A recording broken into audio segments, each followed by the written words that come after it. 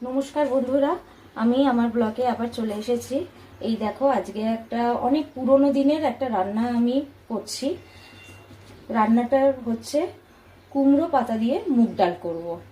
আমি কুমড়ো পাতাগুলো কিছুটা নিয়ে 1 ঘন্টার মতো ভিজিয়ে রেখেছিলাম। ভিজিয়ে তারপরে এরকম সেদ্ধ না, কিন্তু এই হাতে করে এরকম কচলে কচলে না, এরকম করে একদমই গুঁড়ো মতো হয়ে যাবে। দিয়ে এরকম করে জল থেকে ছেঁকে তোমরা নিয়ে একটা ঝুড়ির মধ্যে রাখবে। পাতা দিও আর জিরে ফোড়ন দিও আর শুকনো লঙ্কা আর কাঁচা লঙ্কা, এগুলো ফোড়ন দেবে।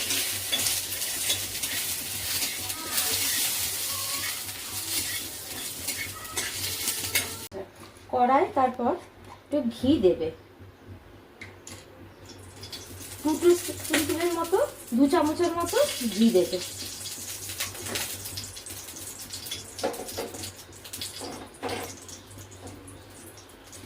আচ্ছা, তারপরে একটু ফোড়ন দিয়ে দেবে, 2টো তেজপাতা দিও আর জিরে ফোড়ন দিও আর শুকনো লঙ্কা আর কাঁচা লঙ্কা, এগুলো ফোড়ন দেবে।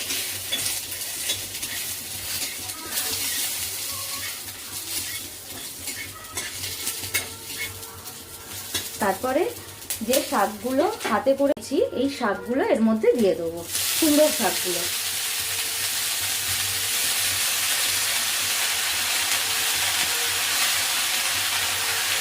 তোমরা যদি মনে করো যে পুরোটা ঘিয়ে রান্না করবে না, তাহলে তোমরা এর সাথে একটু রিফাইন তেলও দিয়ে দিতে পারো, কোনো অসুবিধা হবে না।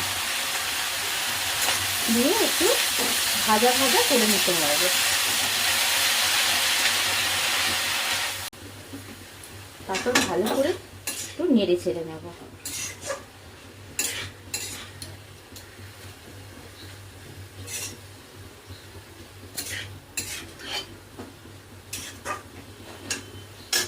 তারপর পরিমাণ মতো মিষ্টি দিয়ে দেবো।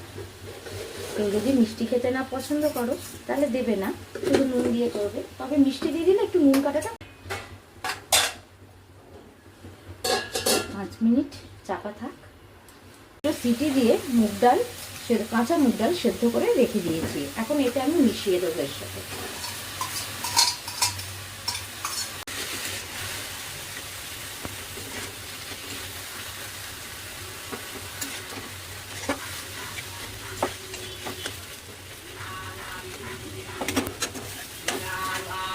মিশিয়ে দিয়েছি।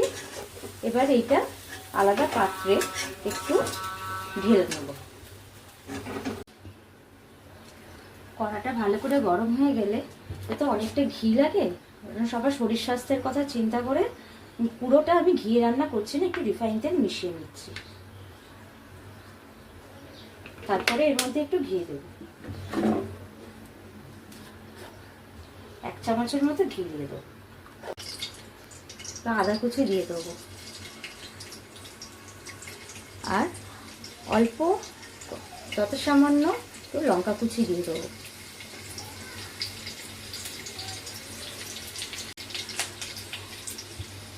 ভালো করে গরম হয়ে গেলে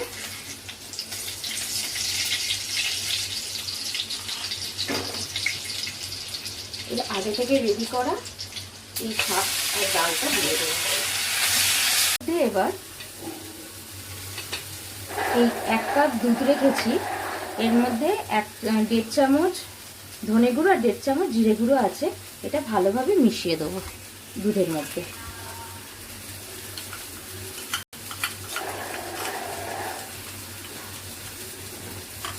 ভালো করে মিক্স করে নেব।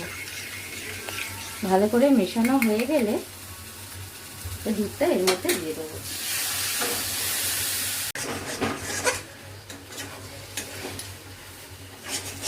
আপনাদের ভালো লাগলে আপনারা